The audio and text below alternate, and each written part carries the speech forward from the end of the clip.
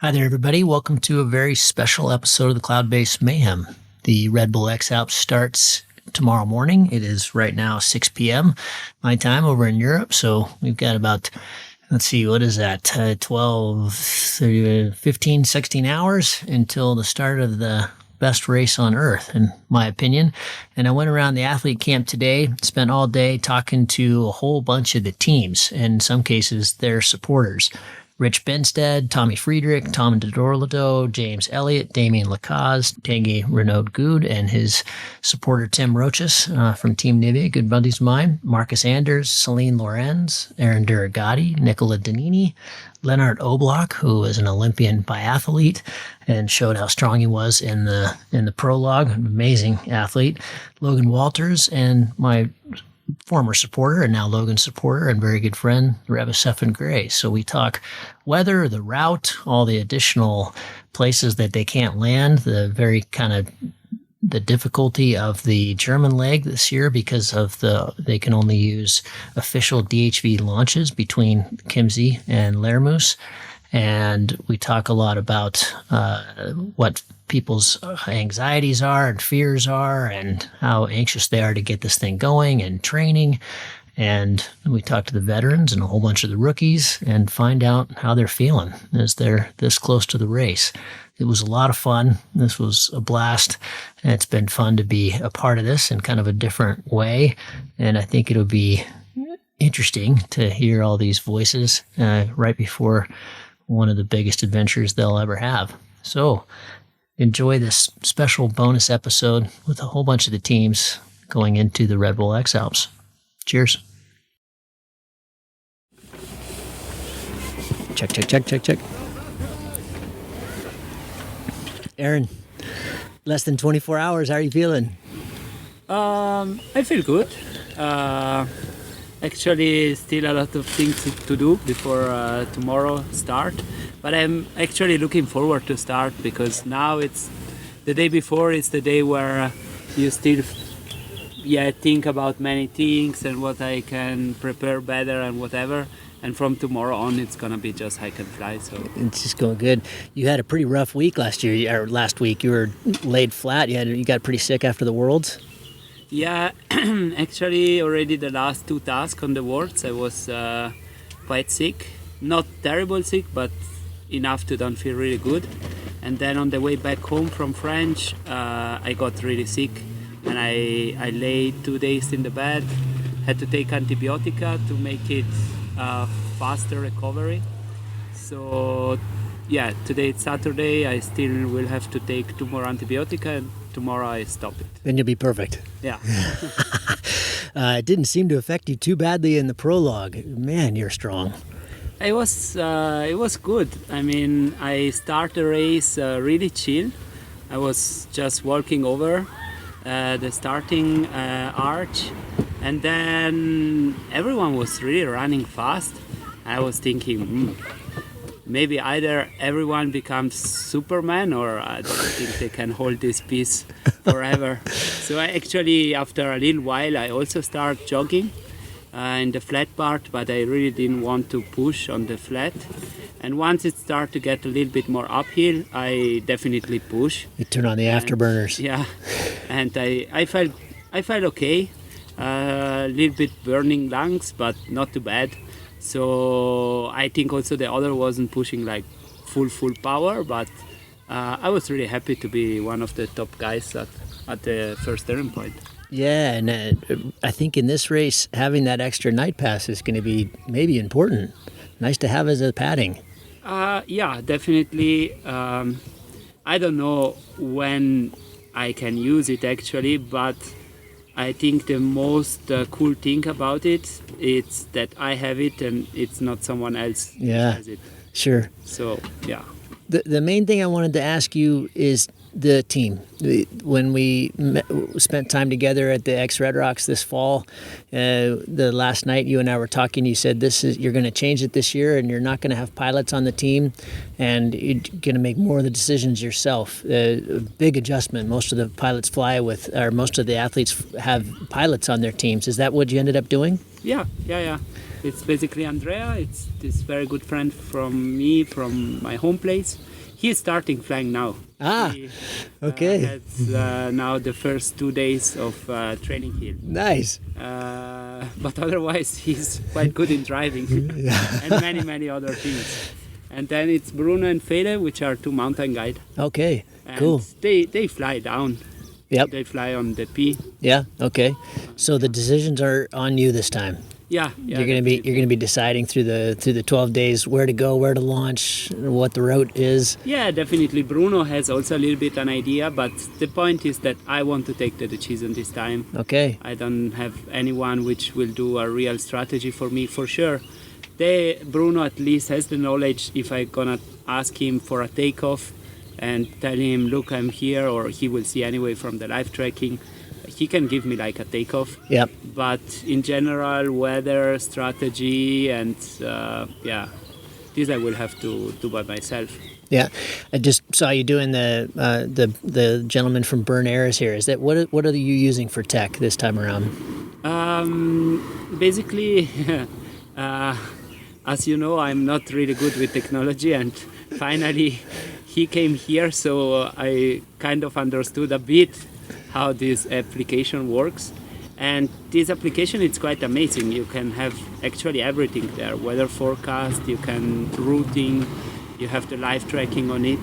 And I use it a bit in the past months, checking out the weather, because I will not have also a weatherman on the competition. Yeah. I will just check the burner map by myself, and just standard Meteo Blue and soaring Meteo. Yep. And with this, I'm gonna take my decision. Yeah. Okay. How has your preparation this time for your sixth different? How is it different from previous editions, other than a big change in the team? Yeah. Let's say it was a tough winter, so it might be I'm a little bit less fit than normally, because I got sick really often the last winter. So I miss maybe, comparing other years, the base which I built up in the winter with the really long things. I did it, but I was also kind of 3 weeks sick. So I lost a little bit of time because of that. But otherwise, I'm since actually 6-7 years, I don't prepare X-Alps in a particular way. Oh. I just prepare myself for my life. You're just living. Yeah. And I'm anyway training a lot, and I don't do any specific thing for X-Alps, you know. Yeah. I mean, in a way, yes, but it's just like that I try, it's not I try, I do some more long things for the X-Alps, and then during the summer where it comes this shorter race, and for example, then by the end of the summer, the Dolomitenmann, I adjust my training with some more interval section, and but it's nothing really focused on X-Alps. You told me something at the X Red Rocks that blew me away. One of the days was a big vertical day, and you got to the top before everybody else, as you did every day, and you weren't even sweating. There was no drops of water on your face. I would be just soaked moving. Not that I could move that fast, but if I was trying to move that fast.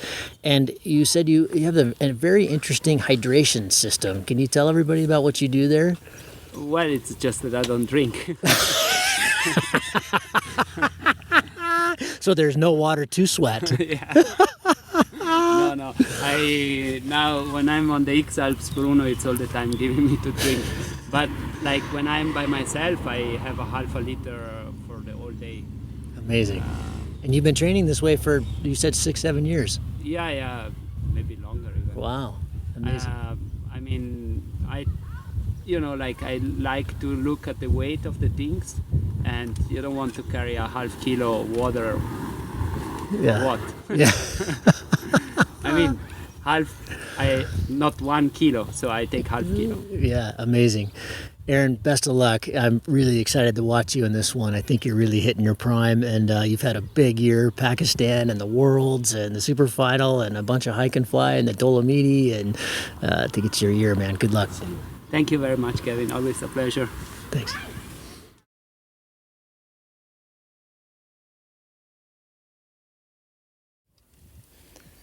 How are you? Hi, Celine. Hi. Are you excited? I'm super excited and nervous. I bet you're nervous. It's hard as a rookie, isn't it? You don't know what you don't know yet. No. Yeah. But I'm really looking forward to that. How is your ankle? My ankle is getting better and better every day. Yeah. It's a little surprise every morning, a different color. Yeah, that's good. But Less blue, less purple? yeah. What did you do? You sprained it, or? Yes, on the shooting for the Red Bull X-Alps. After all the months. Yeah. For the pre-shooting, we wanted to make a nice shot, and I twisted my ankle during that.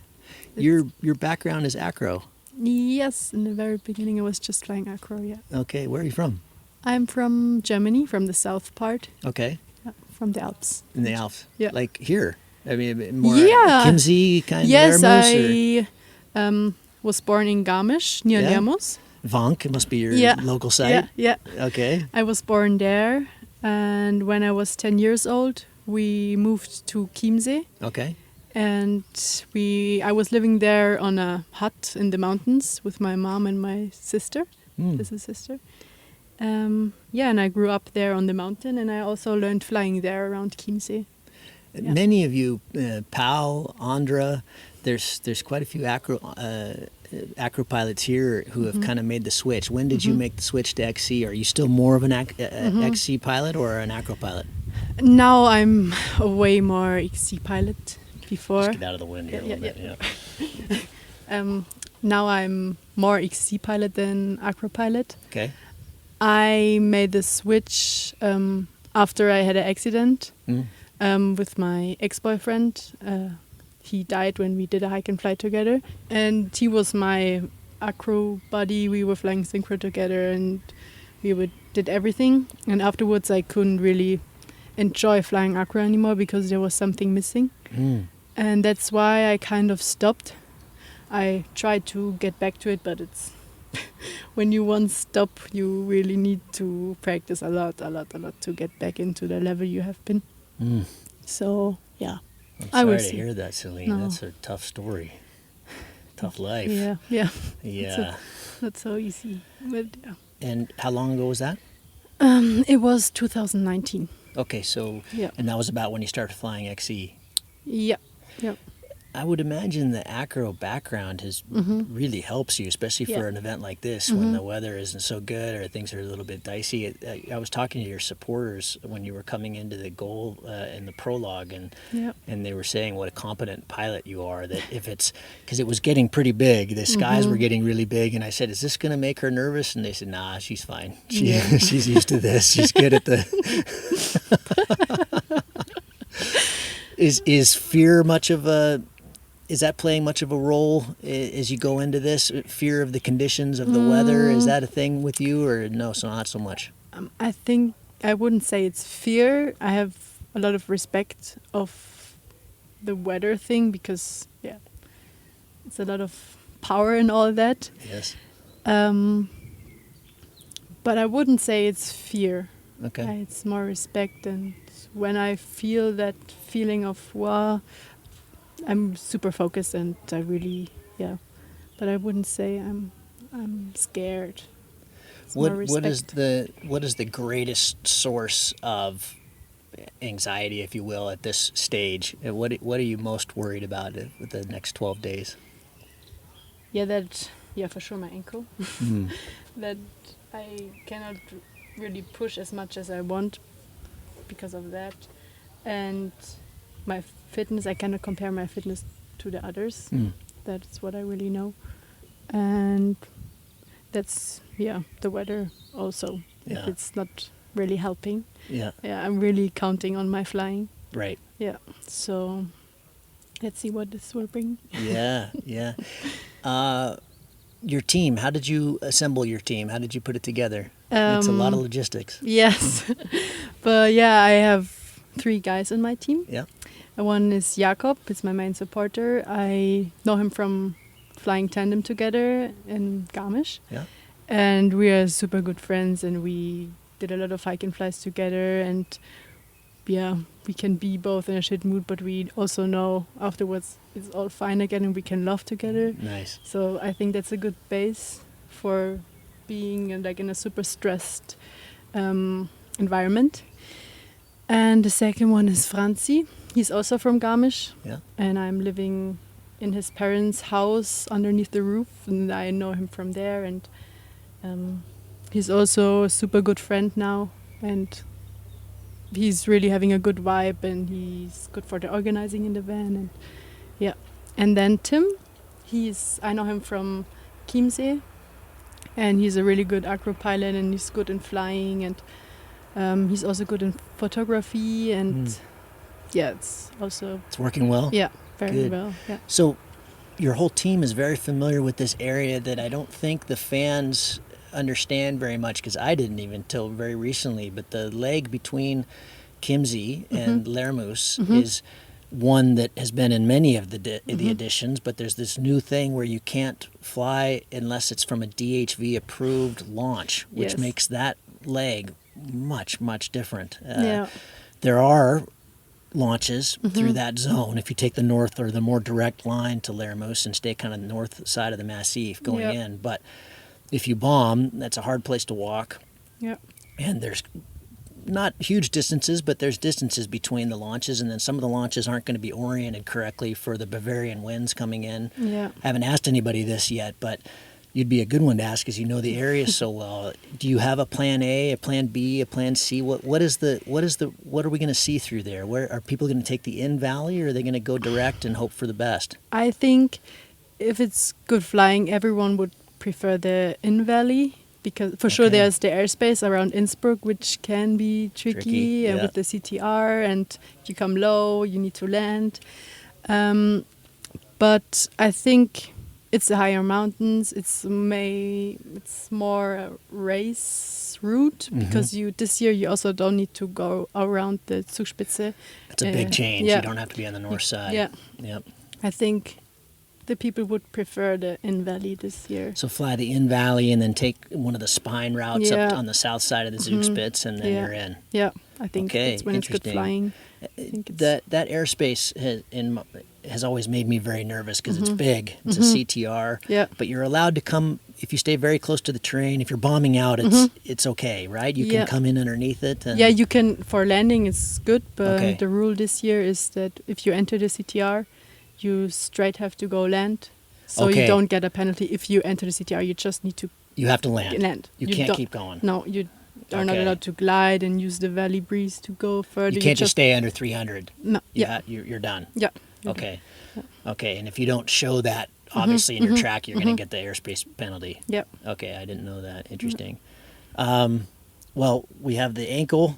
Anything else that's there's a lot going into this. Is there? Yes. We're less than 24 hours now. Are you just fuck it? Let's go. Let's do it. Let's get this Yeah. thing going. Yeah, for me it's like, I really want to just go, and that it's finally starting the half, like more than the last 6 months was just X-Alps here, X-Alps there, this, It's so that, much. organizing, searching for sponsors. Everything was just around that, and now it's such a long, like here in the pre-week is super nice with all the athletes, but it's also like how do you say when the horses are? Yes, like, let's go. Yes, yes, you just want to go, and then it's starting.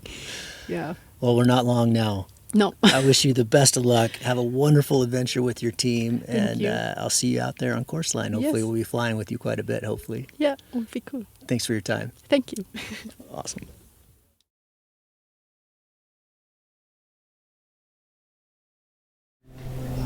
I am talking to Damien Lacaze, always smiling. How are you, bud? Hello, I'm fine, thank you. A bit excited now, but Yeah. ready to start. It's a bit long to stay here for 1 week and waiting for. It's a lot of anticipation, isn't it? Yeah, I always had a hard time with this week. Just come on, let's just do it. Let's do it. How do you feel this time compared to your rookie year last year or 2 years ago? My feeling is much less stressed. Okay. 2 years ago, I didn't sleep at all. 4 days before the start, it was crazy. I was exhausted before starting, and now it's better. Yeah. I sleep well. I keep calm. I enjoy the time with my team. I chill here. It's a good mood for me, and I hope my precedent experience will help me to do better. You've had a lot of really big mountain experience with expeditions with Antoine that we talked about in the podcast a couple years ago. How do you think that helps you in races like this, just that experience?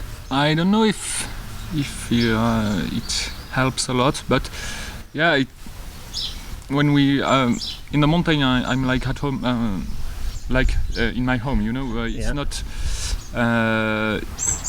You understand it. Yeah, it makes sense. Me, but for me, I mean, the terrain you understand. Yeah, it's a normal area. It's not impressive for me, so that's a good way to feel good. Mm. Yeah, but my alpine experience don't help me a lot. Look at Maxime. He's not a mountaineer at all, and he's in 2 or 3 years he learned a lot about that, and now it's better than me in mountains, You've been doing other hike and fly races though, and quite well, and also you have quite a bit of comp experience. This has been an interesting debate. Someone like Paul Guscherbauer doesn't really fly many competitions, but he does really well in this event. Kriegel had obviously in his past done a ton. Maxime, lots. He's one of the best in the world. He's the world champion right now. How much do you think there's crossover? How important is it to know how to fly really fast versus just mountain flying? Yeah, I think to make some competition like in high level, it helps a lot to fly fast, and it's very important for the first days when we are all together in goggles and something like that, and it's important too when we are alone to increase your flight speed. It's for me comps helps me a lot to learn to fly faster, but you can be very strong in I can fly too without competition, like Paul, for example. It's if you are a good cross country pilot, if you manage to get high all the time, don't make mistakes, it's work well too. Yeah. So there is two schools of that. I think Maxime is full of speed and don't make many mistakes, and he is very fast in fly. But you can do very, very good without this race experience, I think. More important to just stay in the air, isn't it? I think in the long run, is to sometimes you have to fly slow. On the short run, like Born to Fly in France, it's very important to not make mistake, because it's over if you land quickly or something like that, and very important to fly fast without mistakes. So on the short run, maybe it's more important than the X-Alps. Do you have an overriding goal, an achievement, something you want to get out of the race? I have two okay. goals. First is to spend lots of good times with my team, and like 2 years ago, keep smiling even in the hard moments. And the second is to see Delancey, because yesterday, 2 years ago, I'm missing it. Not many did. Yeah, for 1 day, for 100 k's, maybe because of my penalty, I don't know. But this year, I want to see the goal. Yes. Damien, good luck. We'll Thank be you. watching you, and you look very prepared and confident, and I can't wait to watch you race. Thank you very much. Thanks, bud.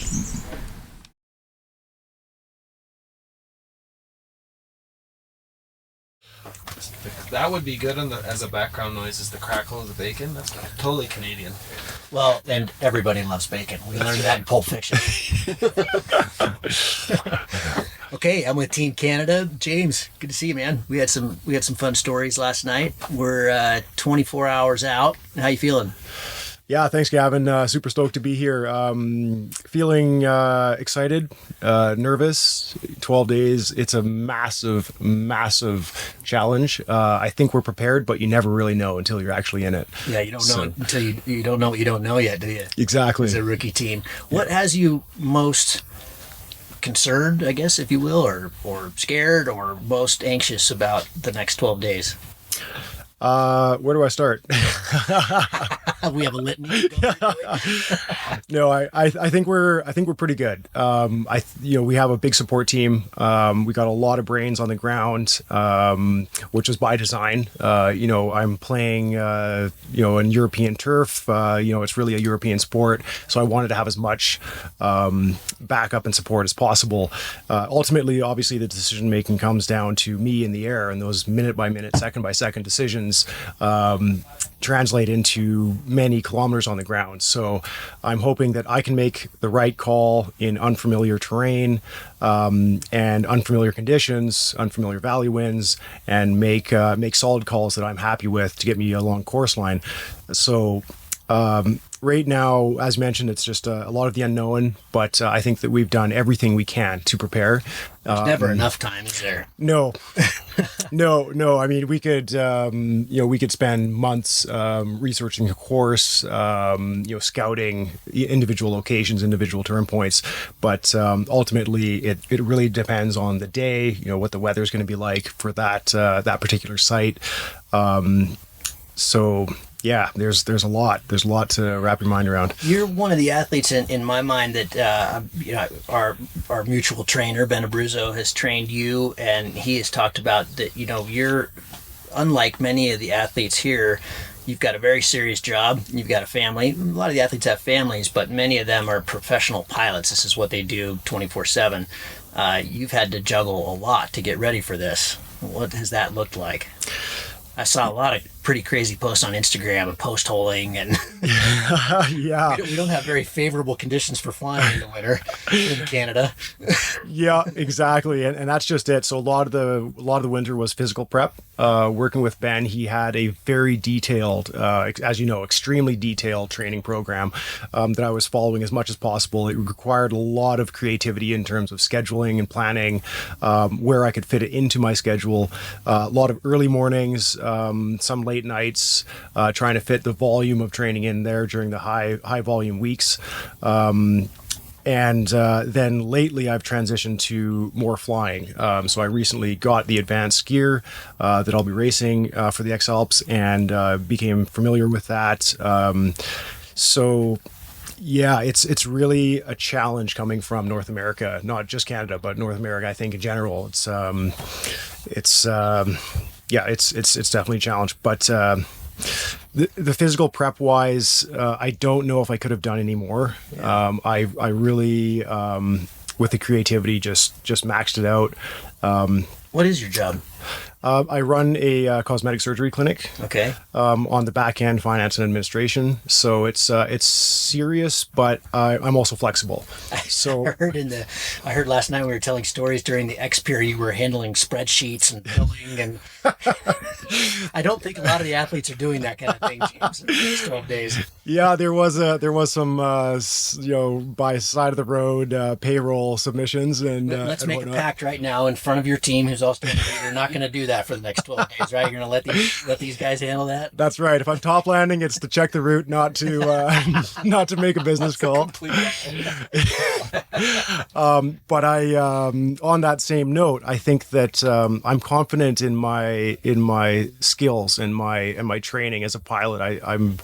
I'm reassured by the amount of prep I put into it and my flying technique and my flying skill, that it's even in the prologue, it was nice to see that I'm not at the back of the pack. I'm still kind of in the middle, and I say, okay, well, if I could do this full time, where would I be? So maybe that's in the future a this is just little bit. taste So of something in the future, right? Is this what I'm hearing? possibly. Well, we'll talk in 12 days.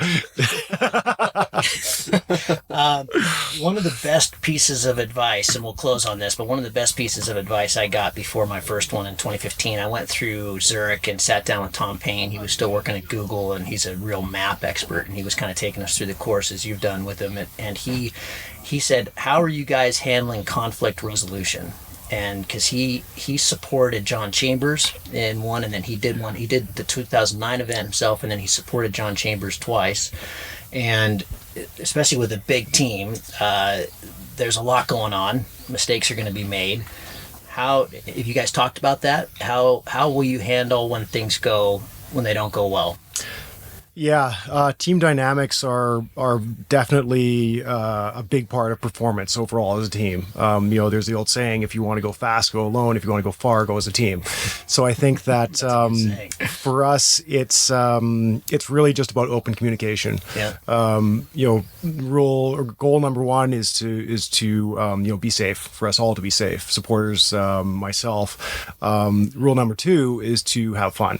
Yeah. This is a very serious race. But none of us are getting rich off this. It's not our day jobs. So if we weren't having fun, then we wouldn't be here. So I think it's important to keep that in perspective and to make sure that when things come up, to just address them openly, to work towards solutions, and to involve the whole team.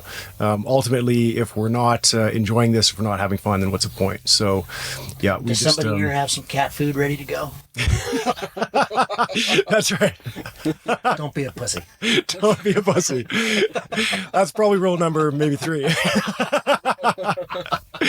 Glad we got that straight. James, thanks a lot. Good luck. You look incredibly fit, and there's a lot of smiling people on your team. I think you guys are going to have a blast. Enjoy the adventure. Thanks, Gavin. Super stoked.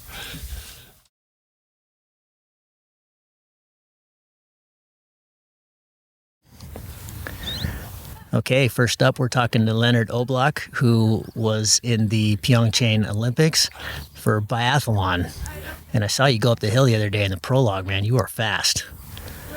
Yeah, actually I felt really good, but I learned many things from the prologue. I pushed forward, but then I didn't expect the helicopter above me, and then I just didn't hear the voice from the navigation, and then I got lost once, and then the second time, and then I was really struggling, and then I just need to look at my phone and to find the right path, and then I need to descend a little bit, and then I just fall into the middle of the group, and I just try to push hard as possible, and then I caught Maxime in the front, and I saw that he's really good. And then it's not worth to push forward. Just follow and relax on his back, and yeah, that's it. I mean, that leads us to a really good thing. I remember back in 2015 when I was a rookie, you learned a lot just from the prologue. It's kind of nice to have these little quick races to learn all these things, but you're obviously incredibly fit, and I'm sure you're pretty fired up to get out the gun, but did it kind of set in your mind the sometimes slow is fast? Yeah, or let's say to do more with your head is sometimes better than just with your legs. Yeah. So, where is your head right now? We're about 24 hours from the start. What do you think? I mean, as a rookie, there's a lot of unknowns. Yeah, it's quite an unknown world for me. This race, I have never experienced something like that, so I even don't know what to expect. I just know that physically and mentally I'm really good prepared. Actually, I didn't do the preparations, I don't know, something special. It's just my way of life. I train every day. It's in my nature. So yeah, I know that I can do that in 12 days. I can fight on the ground. I can fly by my own in the air. and yeah, the goal is just to push, to give everything I have, and to fly as I can. You started flying in 2016, you said, but it's been kind of a dream. Your last name means cloud, Oblak. Yeah. That's very cool. Yeah. How does I would imagine biathlon, I've never done any professional cross country skiing by any means, and I don't even know how to shoot anything. I've never shot a gun, but I would imagine it's the perfect combo for this kind of thing, where you have incredibly high heart rate going really hard, and then you can just drop it in a second, right? Isn't that what biathlon's all about? Yeah, it's kind of similar here. In biathlon, it consists of actually of dynamic and the static part. Yeah. And you need to have, let's say, a lot of adrenaline and motivation on the track, and then you need to calm into a minute or even less, that you can be very precise. Yeah, then that you could be really precise. And then again, you need to switch to get back into flow. Yeah, exactly. I mean, I would imagine that really lends perfectly to launching. You've got these incredible climbs day after day, many times, often in one day, and then you can just calm right down and be ready to go. Yeah. There is, let's say, I know how to do it in biathlon, but I need to learn how to do it here, because I saw on the prologue that the guys are really professionals and really, really fast at the takeoff. Yep. I saw Kriegel coming at the takeoff, and once I turned around, he's off. Yeah, he's off. He and Tanguy and Aaron, they're like Maxime too. They just the bags out, the wings out, and they're off the hill. It's amazing. Exactly. Over and over and over. And I'm really not used to it. I'm like a free flyer, and when I reach the takeoff, I normally enjoy the view for a few minutes, and then I prepare myself in, let's say, in 3, 4, or 5 minutes. But here, in 5 minutes, they are already on the first turn point. I learned something from Kriegel's coach a few years ago, from Thomas. When I started working with him for the last race, that it's they break it down into seconds. Every packing, if you can pack a minute faster than everybody else, then at the end of the day, that's 5 minutes, 6 minutes, and a little bit more glide, that's a half a K, and it's all just it's adding up over the course of the race. You have to think of it in these little tiny chunks, not getting to Zellemsee. It's the little bit by bit by bit by bit, and it's boy, they've ironed everything down to the last little thing, haven't they? Yeah. What are you most nervous about at this point? Or as your Olympic training, you don't really have too much anxiety about it? Yeah, the most nervous about how we will manage to do it as a team. Because, as I said, this is the first edition for all of us, and we don't know. We will learn a lot, I know. And we will see actually exactly during the race, and we will realize after the race what is important and what we missed and where we failed and so on. There's a lot you don't know at this point, but you'll know a lot in 12 days. Yeah. And in Slovenia, when I became a national champion, I know in Slovenia every corner, every village under me, everything, Yeah. But here you are on such a huge place that it's impossible for me, especially because I'm not so experienced as the other pilots. It will be quite an unknown world for me. I get the sense from you that this is maybe the first of many. Yeah, exactly. You're planning on this. Yeah, that's the plan. Yeah. I like it. Yeah. Good luck. Thanks. Have fun. I was very impressed by your ability to go uphill. I think you're going to be well suited for this race. Have a good time. Enjoy the adventure. Yeah, thanks a lot. Thanks, Leonard.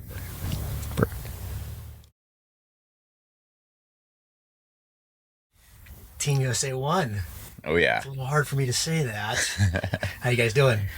Doing good, man. Nice to see you. Nice to see Quite you. well, guys. yeah. I'm happy that I'm remaining on USA One. Yes, you're the veteran now. And actually, I think we're technically just Team USA this year. Yeah, a little bit. Only one.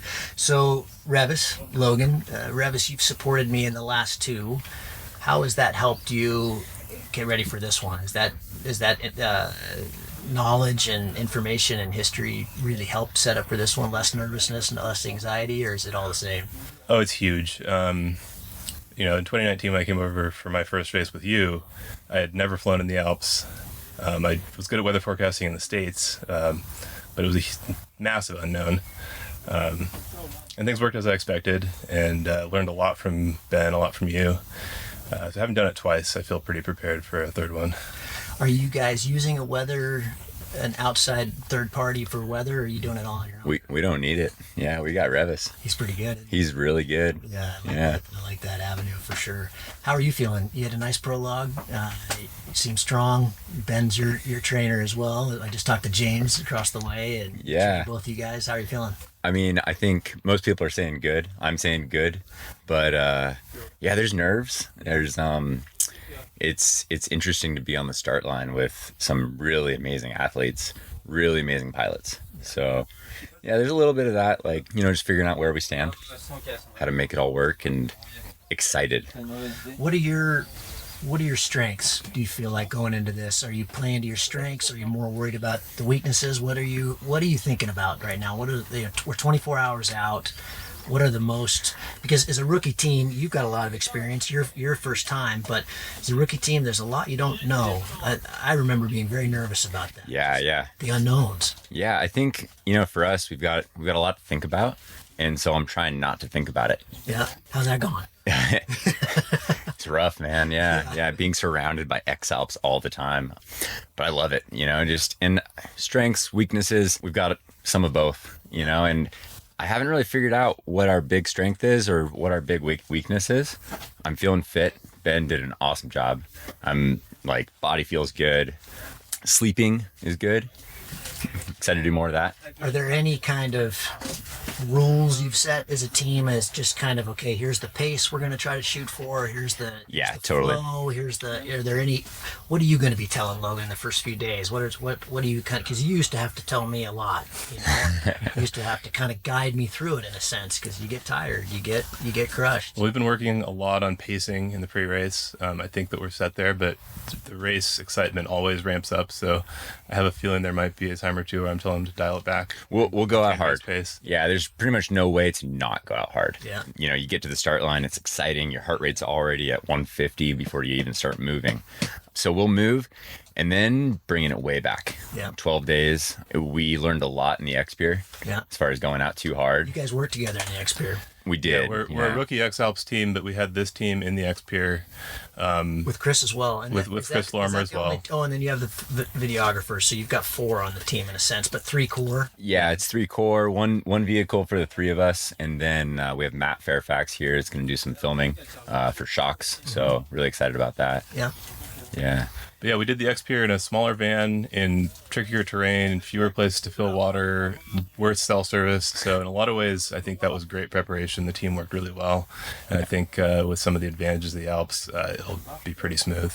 And I understand you and Chris have a fond love of gummies, just like you and Ben. Is that right? Yeah, I'm definitely the main gummy guy on the team, but these guys dip into it every once in a while. Yeah, every stop we make, Revis loads up. It's keeps them going. Whatever's going to make the supporters happy, I'm happy. What overriding goal or overriding achievement, what do you want to get out of this? Where would you like to be in 12 days? Not necessarily geographically. Yeah, sure. Good question. So the whole idea right now is go out, have fun, have an epic adventure. I'm not worried about placement. I'm not worried about competing against the other athletes because there's such a wide variety. But what we're here to do is to keep moving and trying to make it to the finish line. You say that. Everybody has said that, by the way. Okay. Is that a hard thing to achieve? I mean, can you live that? Yeah, it gets easier and easier. Okay. I'm a competitive person for sure. Yeah. But for this race, and I think we showed that in the prologue, it wasn't about what place we got. It was about not being on the ground when we should be in the air. Yep. You know? And honestly, I believe it. but it also just helps me sleep. Yeah. You know, it just takes so much of the pressure off not thinking about the other athletes. We're looking at them as if, you know, they're showing us their moves, they're showing, you know, some routes, things like that. But Using them as information. exactly. That's what Revis is doing a ton of. But no, the goal is LMC, and we're racing the clock. Yeah. Revis, what are you doing differently, if anything, this time around? How has your past experience informed how you go forward in this one? We're using pretty much the same blueprint. We've maybe tweaked some of the apps and technology we use a little bit, but pretty much the same program. Continuously looking at weather forecasts, real-time weather data, all the live tracking, and just constantly updating our tactical profile as we go, and trying to feed Logan only the relevant information when he's flying, and as soon as he's on the ground, give him the best route to the next launch or campsite.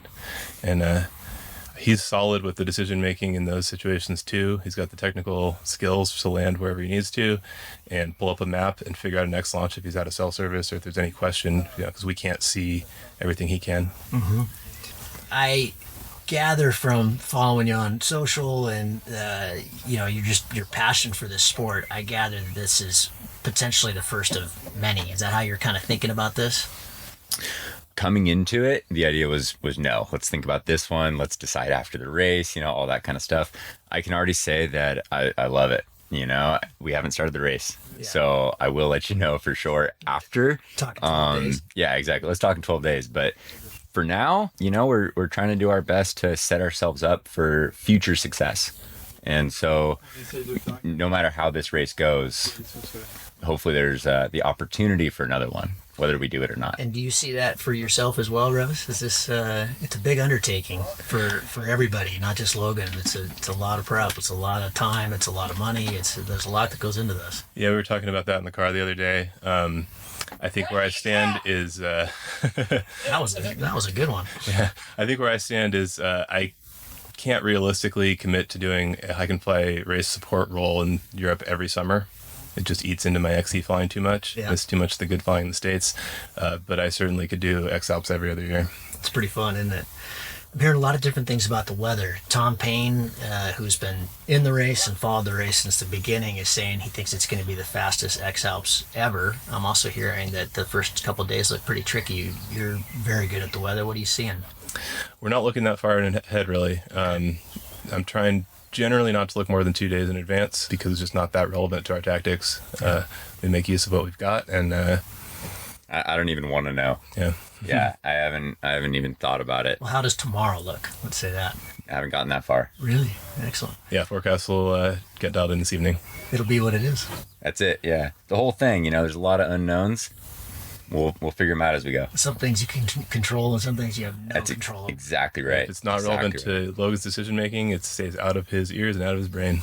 Excellent. Love it.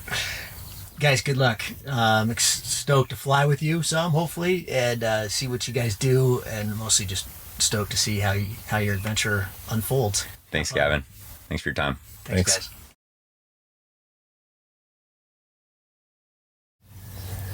I'm speaking to Marcus Anders. Hi, Marcus. How you feeling? Kevin. We're 24 hours out. Yeah, it's getting close. It's getting close. The fun is getting real. Yeah, it's a hard week, isn't it? I find there's just so much going on. You just, I want to go, do it. Yeah, but it's it's part of the game. You have to do all the pre-week shots and organization. But at one point you look really forward to the race, to the start, because then basically it's just hike and fly game and enjoying the pain, enjoying the fun. This is kind of home for you, correct? You're pretty close to home. This is your third. Yep. Okay. How does this one feel different, if any, from the previous two at this point?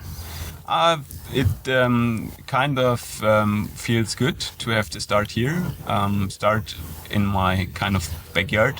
I know the area quite well, that's why I took it easy in the pre-week. And route-wise, anyway, it's kind of similar to last edition and the edition before. It's just like puzzling together. Yeah. So I think there I'm quite optimistic, and I know the area. but for me, this X-Alps is not just the third X-Alps. It's like a milestone, because 15 months ago I had a bad crash with the speedwing and I broke my upper leg quite hard. So it's kind of the milestone to get back into hike and fly racing. Because since then I did like proper comp racing, some physical races, but not hike and fly racing. And it feels super important for me to just know, okay, I can do it again and compete again.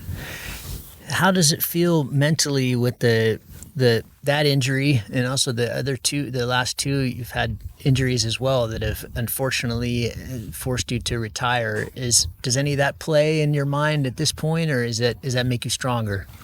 I think there's quite some positive things out of this happening. I was super lucky, and I appreciate it that I can still do all my stuff. But now I fly differently. I think more into depth with some decisions I make, and I really avoid unnecessary risk. So if I'm not 100% sure if I can top land, for example, I have like some connection to my leg, and my leg suddenly starts to like make some small pain, and okay, take it easy. You don't need to force the top landing. Yep. And 2 years ago, I was like quite good in the race, and then on day 10, I made some mistakes on top landing and hurt my ankle. And then I had to retire the race, unfortunately, because I was like, you would have made Monaco. You were doing really well. You were having a good race. That's gotta. This year I'm really looking forward. Make my race slow down sometimes, because slowing down sometimes means you going fast. You're going fast. You don't need to rush all the time. That's also quite some learning from my accident, because there was some rush involved and stuff. So I'm feeling good, and I'm looking forward to finish the race this year in Zell am See. Is there one thing that concerns you? Is there one thing that's kind of got you the most nervous, whether that's the route or the other athletes or the team or the preparation, something that is, I wish could be that difference? Yeah, to have a proper goal for the race, it can give you some great motivation. And for me, the main goal will be reach the goal line.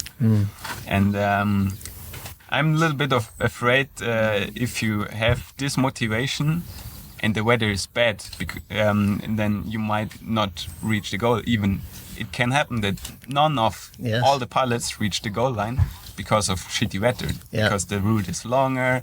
There are some parts where you have to like land, make a selfie, do the Via Ferrata, and also with the snow situation this year, high turn points, it might be tricky to reach them by foot, and also flying wise, because if there's a lot of snow, sometimes it's not that easy to go into the high mountains, and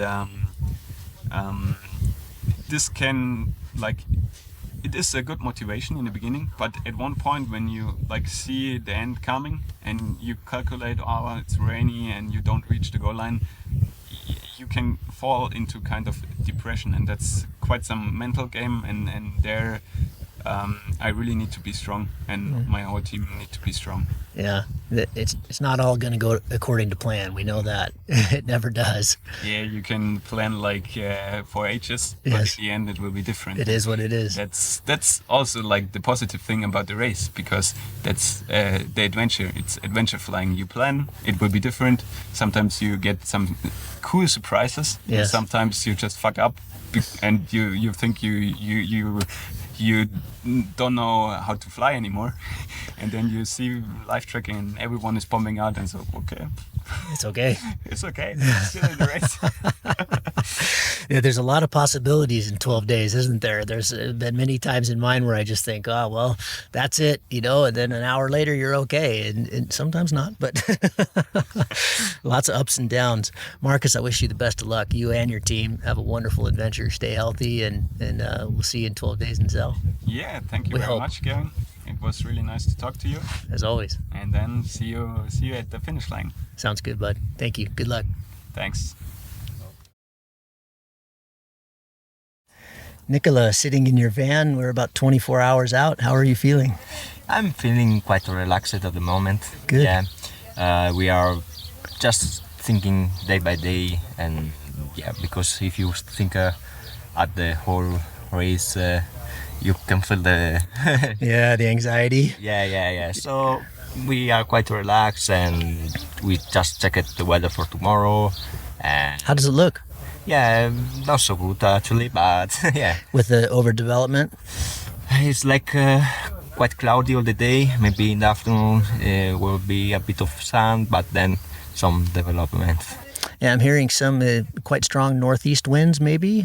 Maybe. Some weather predictions, yeah, they have some this strong wind, but others not. So it's quite... We see. Yeah, we will see tomorrow.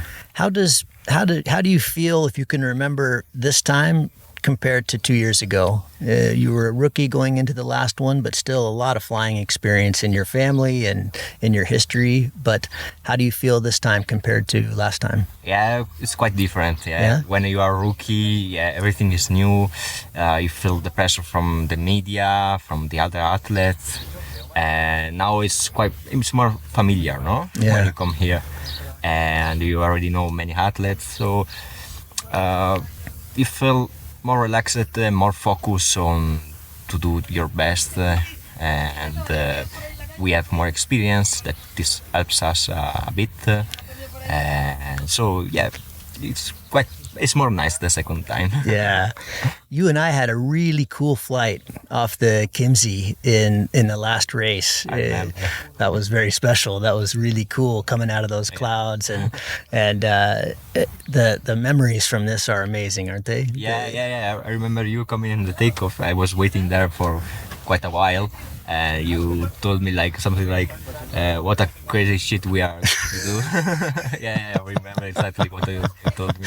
We're just gonna fly into the invisible. Yeah. Last time with they didn't, there was quite a few accidents in the last race and some fear injuries, a lot of really crazy weather. The craziest that I had seen in my 4 editions.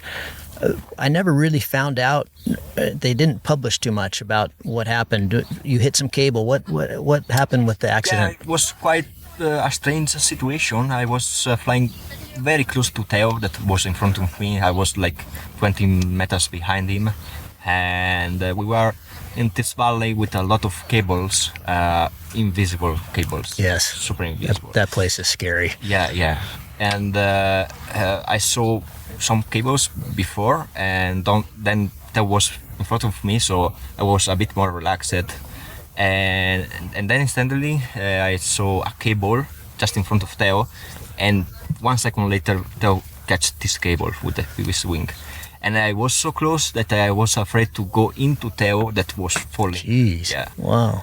So we were also very close to the ridge, so I decided to go on the ridge and top land while that was falling beside me. Yeah. And there was a small tree that I touched with the stabilo, and spun you into the hill. Yeah, right. Oh, so it wasn't a cable that got you. It was the landing. Yeah, the landing. Okay. There was a cable. Yeah. Theo took it. I was avoiding Theo, and wow. Yeah.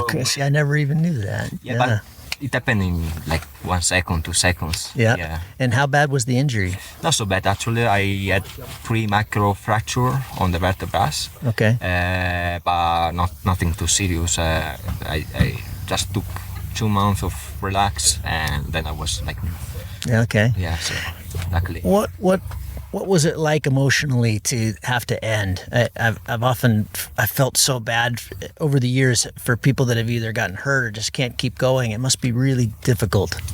Yeah, I mean, it's better to don't think during the race.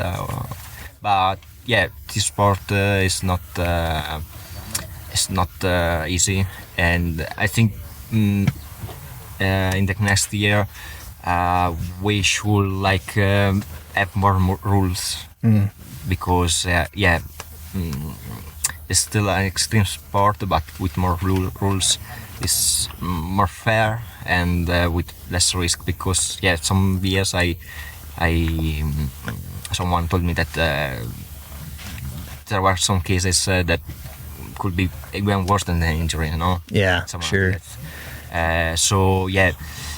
When you are in a race, you have a mind of competition, so you don't care about risk too much, no. Mm-hmm. I'm quite shy, so I care about that. But if I'm here for winning, I go over these risks. Yeah. And there were bad things happen.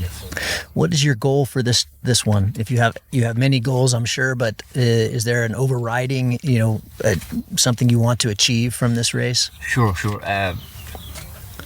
My goal is to enjoy the race first, Yeah. and then to reach the finish line. That is a very ambitious goal, but this is what I'm looking for. This year I had some difficult moments at home, so I'm not so trained as I wanted to be here. But Physically, you mean, or flying wise? no, physically. Physically. Yeah. I'm not so bad. Maybe a bit more trained than last time. Yeah. But I was hoping to come here well more prepared. But it's what it is, and the goal is still the same. Your dad is one of the legends of the sport. What advice has he given you that's helped? It's actually speaking not so much was with me. Yeah. For example, one time we were making a training task with the other pilots in Italia, and I was flying so bad and I was super sad at the landing, and I asked him what I did wrong, no? And he rapped me like, you were flying today? you was flying today? So he shows me how to fly good, Yep. but he never really teach me how to do Okay. You show by example. it. Yeah. Nicola, good luck. I have a soft spot in my heart for you for some reason. I really like watching what you do, and we had some nice moments in the air last time, and I wish you the best of luck. You and your team have a wonderful adventure. Thank you so much, Kevin, and see you around. See you around. Sounds good.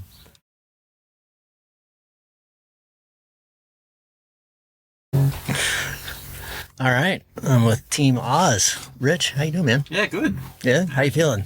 Pretty good. Yeah. The prologue was a little bit stressful. Yeah, It's something that you don't really want to mess up on. So I was pretty stressed Yeah. before the prologue. But that went probably better than I'd expected. okay. And then, I'm not feeling anywhere near as nervous about tomorrow as the prologue, actually, because I can sort of take my time. And Yeah. I've got 3 days to, do all right, I Yeah. guess. So I don't want to get eliminated on day 3. That'd be a bit demoralizing. Is that your biggest fear at this point, or what's your it is. biggest concern, I guess? My biggest concern is, being injured Yeah, is probably number one. yeah. And then being eliminated on day 3, I think would be, it wouldn't be great. Because it's a lot of such prep a to only go really 3 days. long Prep, yeah. Yeah, The preparation, people don't really realize how intense it is.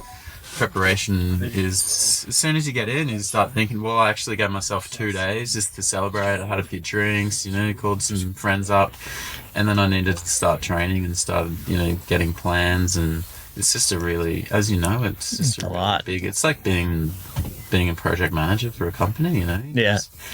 And people are coming with you on this ride, and it's sort of, inherently it's pretty selfish activity. So trying to, get the right people with the right skills, and then, I don't have heaps of money. I don't, I've spent most of my time not working in my life adventuring. yeah.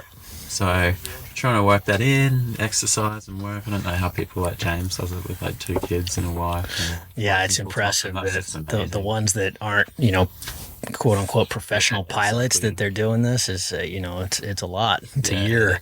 It is. And then you talk to the guys that are, that they do this professionally, they never stop training. Yeah. It's It's constant. almost like there's 3 tiers, Yeah. There's the pros.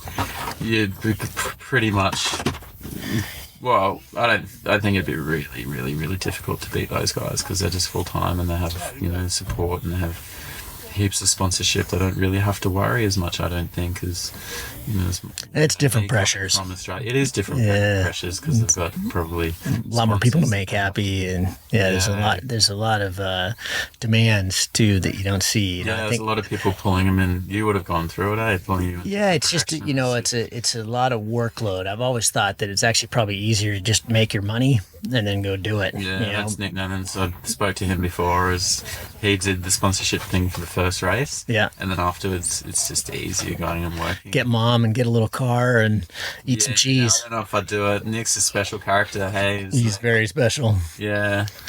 Apparently, yesterday we had this little moment where I was like, okay, when are you planning on washing my clothes, And the guy, Nicky, who's brought in last time, was like, we didn't do any washing last time. No. Serious? He didn't need much. Yeah, I'm like, really? Just give him some butter. washing? Be all right. And then I asked Team Connor, and they're like, yeah, we're going to wash his clothes. So I need to have that discussion. Because I stink, eh? Oh boy, you should come on Team USA one of these days. I'll show you some smell. Oh, all right. God, Yeah. holy cow, we win that category for sure.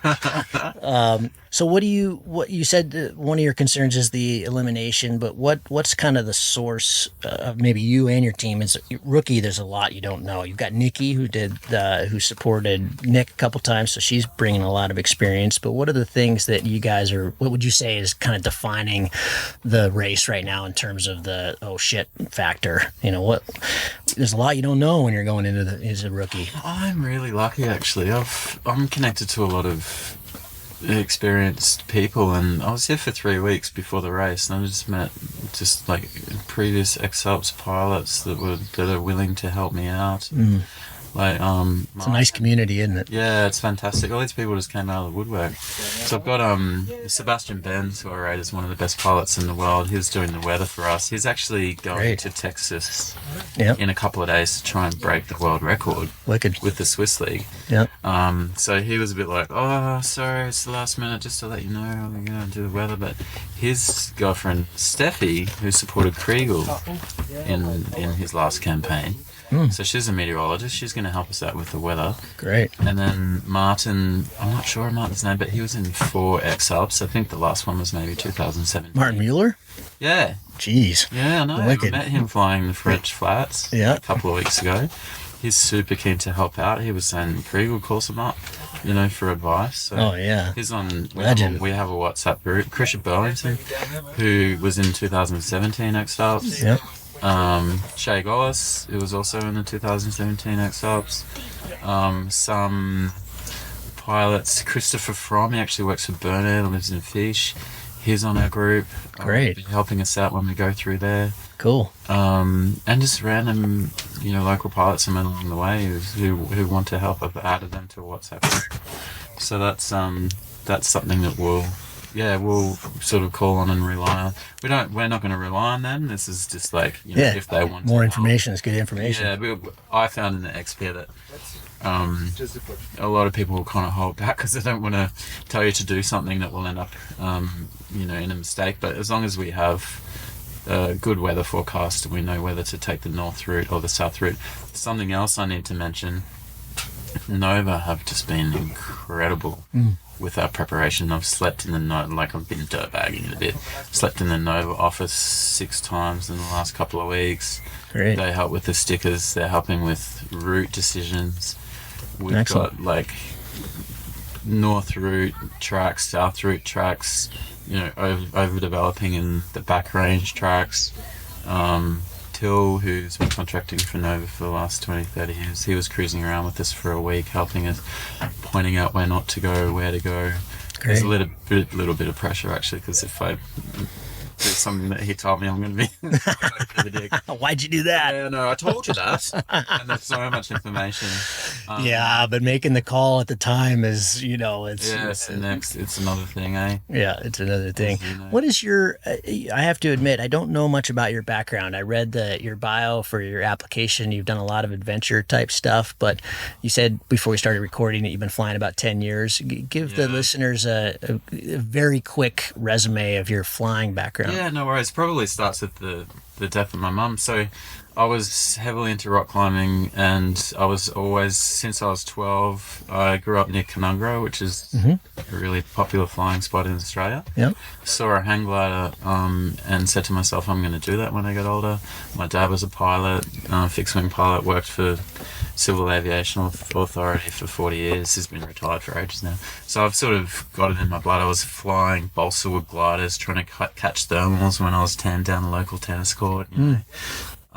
So I've had it in my mind that I wanted to be a pilot. Sort of, it was hang gliding actually. I wanted to be a hang gliding pilot. I still do. I'd like to get trained. Yep. And then my mum passed away in 2012. I found myself, I was volunteering, doing nursing in Nepal.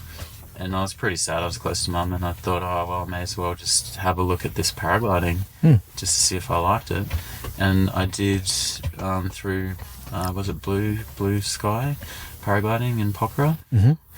Did the 17-day course, and I was just hooked from day one. And then the first 4 years, I had 2 major shoulder operations, sort of back to back. So I didn't do any flying for a year. I had 60 hours in the first 4 years, and the last 6.5 years I just decided to hit it, and thought, well, if I'm going to get good at this, I need to fly as much as I can, and try and just be as competent as possible. My main goal actually was to just do vol biv. So I went to Pokhara, turned circles for 60 hours in the same thermal, so sort of learnt thermaling. I was really lucky. I went to Bia directly after that trip and ran into Brian Moore. He's like have you heard of Brian Moore? Yeah, sure, He's of course. I've got a big man crush on that guy. It's just the biggest adventure, and he was doing vol biv in the late 80s in New Zealand. And this stuff doesn't really get talked about because of, it's not big on social media. Yeah, we didn't have Instagram back then. Yeah, exactly. So if he was young, and he'd be, I don't know. I don't know who I'd compare him to. Just John Sylvester.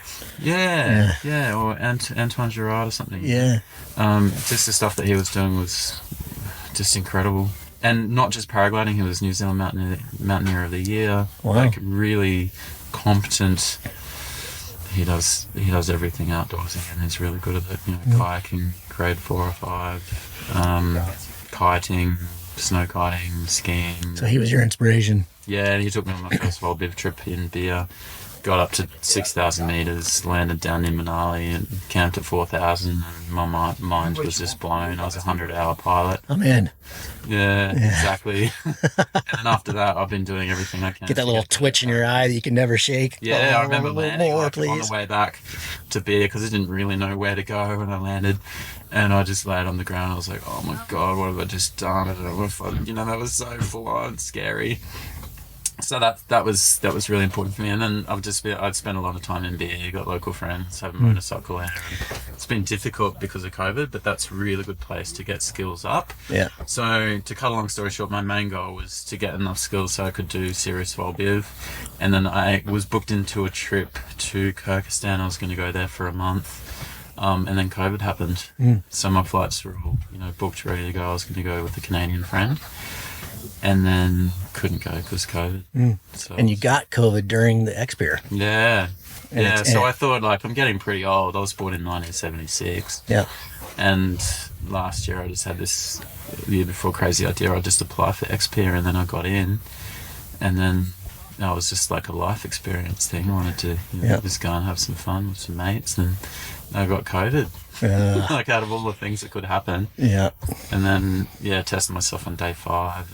And I was sick, really sick. I had night sweats and stuff. And then I was like, well, I could do this with COVID, because I walked 300k with 16,000 meters of elevation and didn't fly very far. It was a really full on event. Yeah. Flew 180k or something. And then after that, I didn't really think it was I don't know, I wasn't put off by the experience, and just applied for X-Alps, and here you are. Yeah. Well, good luck, my friend. It's going to be fun to watch you guys. I wish you and your team the best of luck and have a wonderful and safe adventure. Thank you very much. Hope to see you in Zell in 12 days. Cheers. Thanks for chatting. And our goal is to have as much fun as possible. You know. That's what it's all about, man. Yeah, just have whether you're going for the win or just having an adventure, it ain't worth it if you're not having fun. Yeah, exactly. I think the team that has the most fun is probably they're the ones that win. Yeah. Well, I'll be looking for you guys having fun. Thank you very much. Thanks, man. Yeah, thanks. Steve. Appreciate it. Cheers.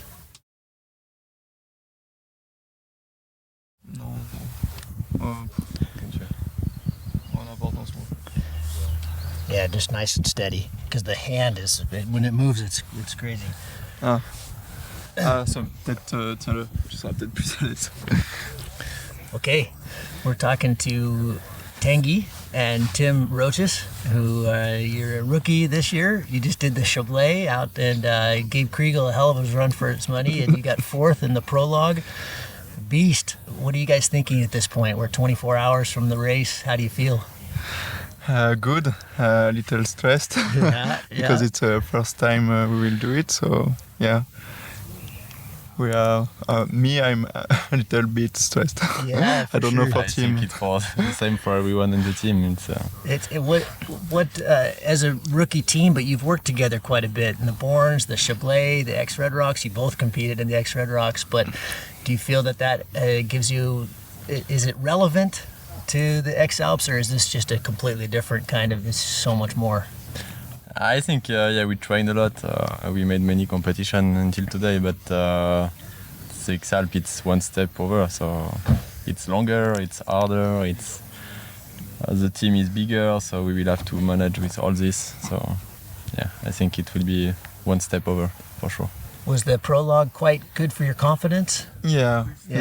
I'm sure it's good for the mentally to finish close to the podium.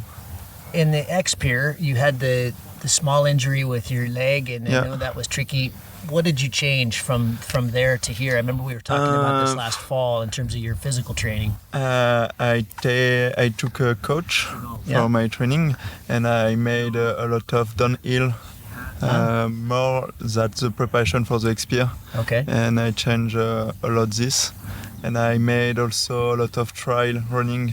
More, not only I can fly, but also a lot of trail running, yeah. What is your, what have you been doing to learn the course? Has that been on the move and you're flying a bunch of it, or are you doing mostly from maps? What has been your team and your preparation for the 1,200 and some odd kilometers that you've got to cover the next 12 days? I think we checked mostly on internet, on maps, and on XA track and all these maps. Yeah. Is your plan to, between each turn point, do you have various different routes that you can just load up, or are you just going to fly the sky? Is it more? We'll see during the race. Yeah. We prepared many things, but for sure we will need to adapt all time, and for sure it's always depending on what time we will be at this point. Or Tim, you're a really accomplished World Cup pilot. Are you two in touch when he's flying and you're on the ground and you're feeding information? Yeah. Or okay, so when you're in the air, you're getting feedback from your team. Yeah, You're getting information on the weather and and mainly also for the airspace. Ah, okay. Yeah. Are you nervous about the airspace? Yeah, and for all the information about the other pilot. Yeah. Okay. As a rookie team, I know there's a lot of unknowns. What is the thing you're more concerned about than anything else right now? I think I will say how to manage with how to sleep and to not be so much tired and to deal with this. And, And don't go so fast at the beginning. Keep a lot of energy. Keep it tapped. Yeah. Yeah. Clearly. I'm really excited to watch you guys. I think it's going to be a lot of fun. I wish you the best of luck, Tanguy. You're ready, man. I can tell it. I can see it in your face. So enjoy the adventure. Yeah, thank you, Gavin. Thanks, guys.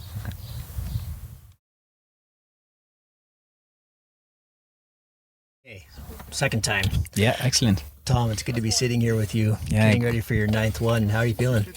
Yeah, man, I'm feeling great. I mean, as always, you know, the pre-week is a little bit hectic. You know, everyone is running around. We're trying to fix all the little problems, and but right now the team is ready. Everything is set, and yeah, it's always like it's time to go now. You know, we just wanna go. We wanna hit the road. Yeah, I bet. There's a lot of anticipation here, isn't there? You got here first, though, you said.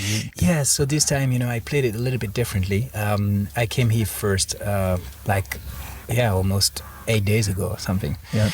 I came first, and when you come first, the team is relaxed, you know, the organization was super chill. I was the first in, you know, so no stress. Everyone was really peaceful, and I did everything on the first day. I did the photo shooting, the branding check, you know, the medical check. Everything was done really fast. Yeah. I kind of squeezed in, you know, here and there, and then I could kind of disconnect again. I went to the mountains. I went flying a little bit. I just left the place because even I like to spend time with all the competitors and stuff, but this camping place, you know, it becomes you know, everyone is stressed, lots of questions and stuff, and I like to have a bit of a time off before I go on a race like this. So then I came back for the prologue. Prologue was amazing and everything went well, and it's really cool, this prologue, because it's always a good opportunity to see if everything is ready. Test it all. Test it all and double check everything. And now it's time to go, man. It's like we could stay here for 5 more days preparing and, you know, looking at things and preparing checklists and stuff. But at the end of the day, you know, it's time to start, and then we go. And once we will be on the road, it's gonna be, you know, gone, and everything stays behind, and we can just focus on racing. You're on the pilot committee, and there are some pretty big changes this year, both for safety and for night pass and these kind of things. But talk about the rest period. I don't know that the fans understand how that works. Yeah, so it's been a while. We've been talking about it for a while. I've known all the different situation, because in 2007 we had no rest period. You know, it was like 24/7. We slept almost nothing. You know, we would sleep 2 hours here, 2 hours there. Everyone was exhausted. It was very risky, and obviously the organization understood that it would make sense to put a rest period. But then the first time they did it, it was a very short one. Yeah. So around 4 hours or something. Then everyone sticks to that and then doesn't rest at all, you know. So, and we've been talking to them for a while, and this year we said, we think that it's now time to really think about safety, because we come to a moment in the X-Alps history where the level is extremely high. People fly in all kind of conditions with technical gliders, you know, and with a little rest, it can get quite dangerous. So we thought, if we make the resting period a little longer, and you can compare it to the X-Pyr or to other races, even though the X-Alps is totally different and it's a different league, but you see that if you have more resting period, it actually goes faster, because people take better decisions, they run faster on the ground, you know, and they recover better, and we think and we hope that it would mean also less accidents. And I'm always a little bit surprised, and I mean, touch wood, we hope that nothing's ever gonna happen, but it's quite incredible that in all those years nothing very serious has happened, you know. So now we are in a situation where we want to avoid any big accidents. And we talked to the organizer and to the team, with the pilot committee and with the athletes. We asked for a little longer rest period. And we finally found a really cool compromise, and I think that's a really good move. We have the rest period is a bit longer, but only by half an hour, so that's not very significant. I mean, it's 7 hours instead of 6:30.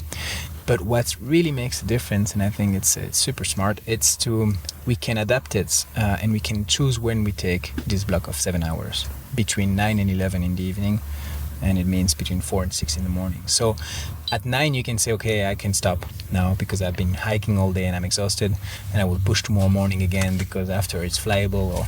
Or you can say, hey, I'm feeling fresh, I've been flying all day, I'm just gonna go for 2 more hours, and then tomorrow I position myself, and you stop at 11.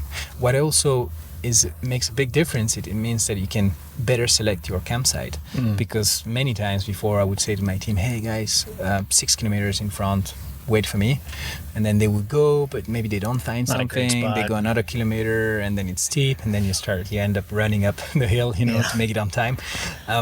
Or on the other way around, like you arrive too early to the camp, and then you burn 20 minutes just for nothing. So now I think that's going to help also people So to as adapt. soon as you get there, you hit the clock and you're boom. You get Exactly. 7 hours. Yeah, that's the great. thing. That's great. So I think that's really cool to do it like this. And the other big change is the night pass. You now can call it at 8 p.m., so it gives you another 8 hours to think about it. Yeah, so in the past we've seen that some athletes, you had to announce the night pass around before noon, I think, and so it means that you don't really know where you're going to be in the evening. You don't have a clear idea in your head, like, am I going to fly far this afternoon? Am I going to be on top of a mountain? And so we thought it would be much more interesting to be able to use it in the evening, or to say to the organization that you will use it in the evening, because then you can just say, okay, well, now is the time, 7 p.m. Oh, let's check what would be a good move, or do we have a long valley crossing tomorrow, or should we just push on foot, or and so I think we will use it better this way, and people will make better choices, and it also means that it's going to be safer for everyone, because if you're exhausted and then you just, I pulled my night pass this morning, but I didn't know I was going to hike all day and I'm exhausted, but you still want to use it, so you push more and then you don't sleep, and so I think it's also in terms of safety quite interesting, and strategically a lot more interesting. And for those who have 2 night passes,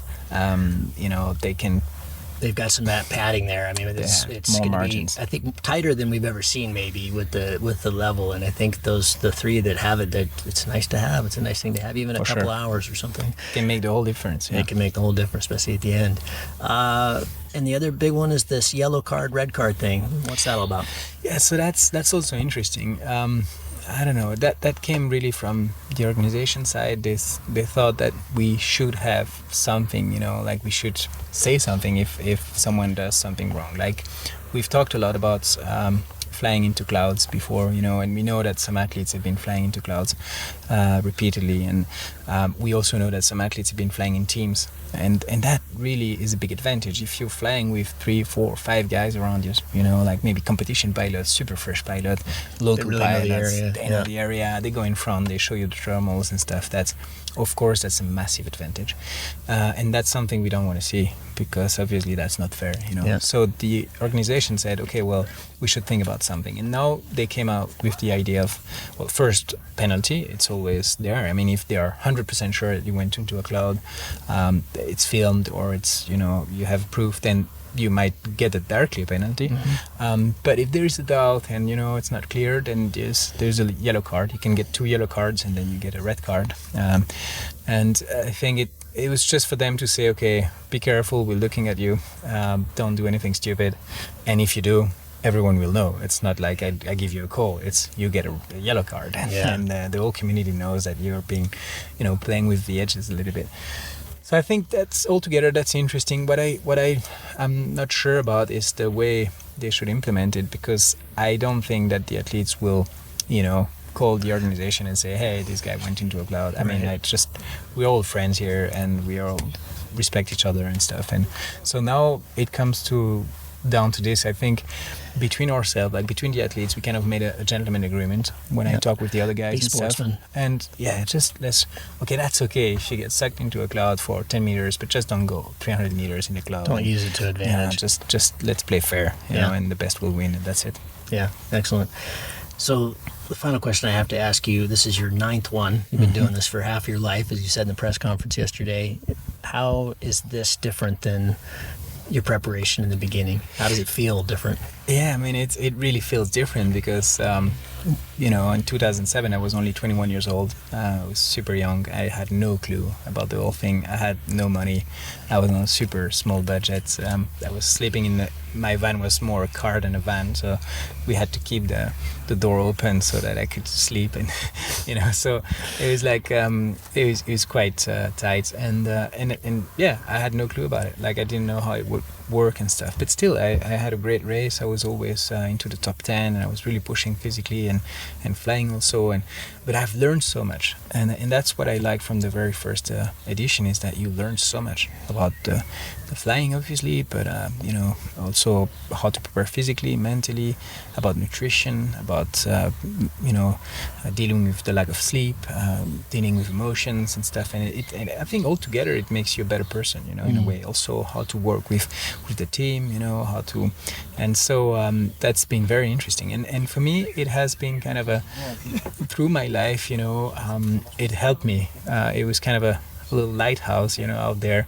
Every 2 years I knew, okay, I have the X-Alps in my agenda, I have to select a proper team, I have to prepare physically, I have to take care of what I eat, how I rest, how I manage budgets or anything. And so that's been really interesting. For me, it's really, it comes down to this. It's a really big part of my life, yeah.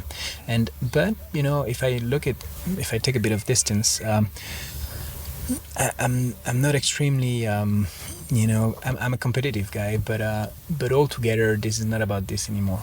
This is more about the adventure and the beauty of being out there with the team and pushing. My main goal is to make it to the end in style, like big lines and fly well and enjoy the flying, and then push as much as I can. And I want to be, on the last day, I want to say, okay, well, I've gave it all, all I had. And I think now it's number 9. I'm pretty sure I'm going to go for number 10 because that's a cool number. But then I might, I might do something like you do now. I think that's so cool.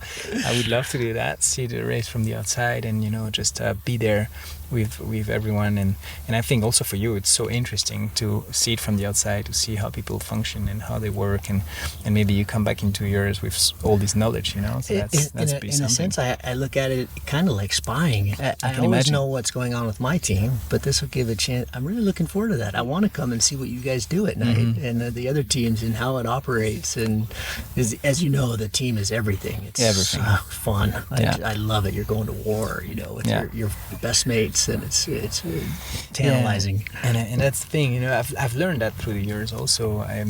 My first supporter at the time, we could only have one supporter, and we did. Like every team would come with only one supporter, and I remember telling him, I'm racing, but during the day you can stay at the campsite and you stay by the swimming pool, read a book, and then in the evening come and drop me some food and stuff. And so I would get into lines at the local shops to buy an ice cream or something. It was 2007, and then the second time I did it with my or the third time I did it with my brother, just because we thought, this is a cool adventure, but he knew nothing about paragliding. Right. He's an accountant, So my team has always been like, okay, well, just pure feeling. But since I would say 2013, 2015, start to really select my teams and check, okay, how can they bring to the team, and what can they bring to the team and stuff. And this is so interesting. Yeah. And we have really cool, really good profiles this year. People who really know how to deal with this, and that's super interesting. You learn so much. Yeah. Tom, I wish you the best of luck. You and your Thank team you so much. have a wonderful adventure. And We I will, look for forward sure. to being out in the air with you. Excellent. Yeah. Looking forward to flying with you. Maybe you can show me a few thermals. I'll try. Yeah. Thanks, my friend. Cheers, man.